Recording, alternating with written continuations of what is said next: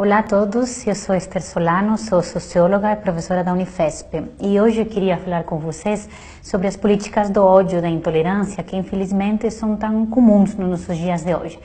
Mas para lutar contra as políticas do ódio e da intolerância, nós temos que entender primeiro quais são as suas características e quais são as suas razões. E para entender isso, me parece que um fator fundamental é o medo existencial, o medo de estar no mundo.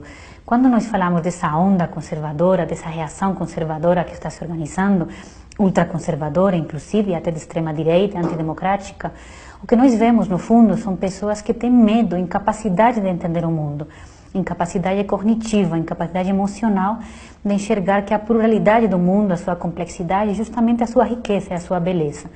Então são pessoas que sentem-se ameaçadas pelos avanços das mulheres, da população LGBT, dos negros, pela mobilidade dos imigrantes, dos refugiados.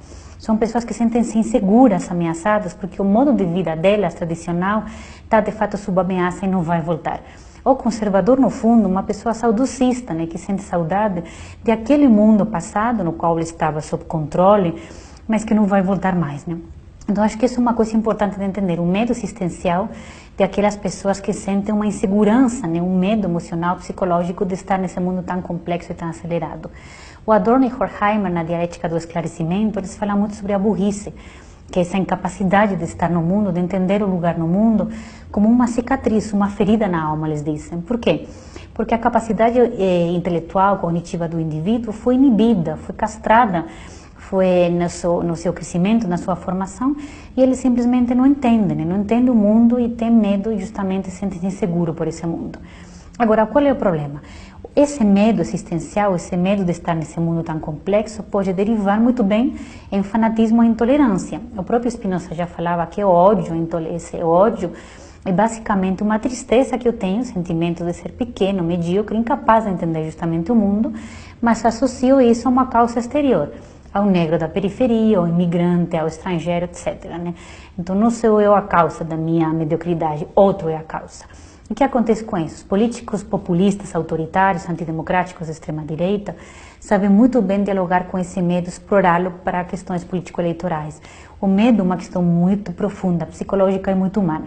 Então, se o autoritarismo, a extrema-direita, o populismo autoritário antidemocrático dialoga com esse medo, propondo soluções fáceis, mas mentirosas, bandido bom e bandido morto, o muro, né, para nos separar dessa ameaça, o que a democracia oferece?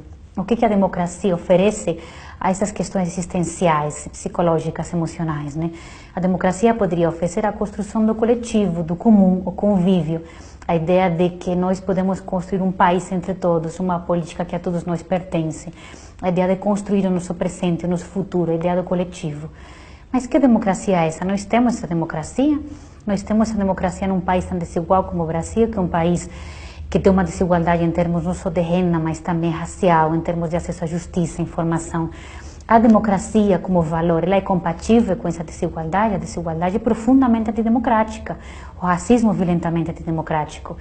Que democracia pode dar essa resposta quando é uma democracia totalmente capturada pelos poderes oligárquicos, políticos, pelas grandes corporações, né? Então, o problema é que a nossa democracia, ela de fato não oferece um lugar de pertencimento, não oferece um lugar de fato onde o cidadão senta-se acolhido. Nós temos milhões de brasileiros que não são nem cidadãos, que estão jogados na invisibilidade, nas margens da política. Então, ou a gente de fato lutar veementemente contra a desigualdade, lutar veementemente contra o racismo, construir uma democracia muito mais radical, onde o cidadão senta-se num lugar de pertencimento, senta que a política é dele, que o país é dele, que ele pode construir, que ele pode participar na política, na coisa pública, ou ele vai continuar pensando que outro é uma ameaça, ele vai continuar sentindo medo, insegurança. E a política do ódio, a política da intolerância, a política populismo da extrema-direita vai continuar sendo sempre uma resposta.